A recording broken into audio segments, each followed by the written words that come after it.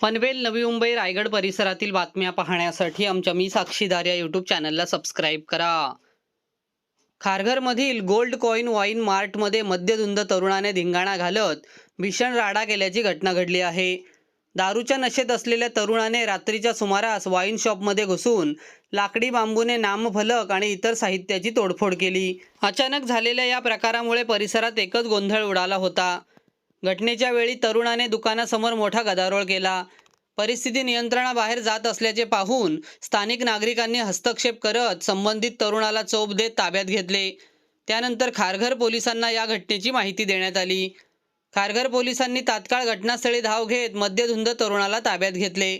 या प्रकरणी त्याच्यावर गुन्हा दाखल करण्यात आला असून पुढील चौकशी सुरू करण्यात आली आहे. या घटनेमुळे परिसरातील व्यापारी आणि नागरिकांमध्ये संताप व्यक्त करण्यात येत आहे.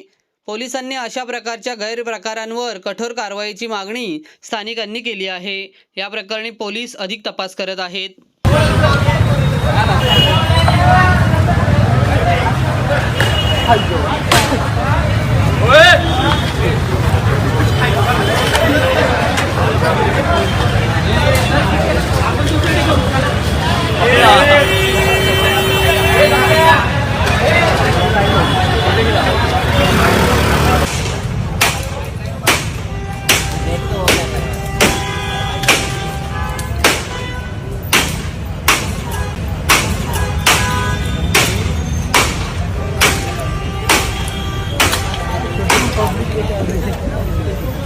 आता पण दुसरीकडून मागवा लागेल.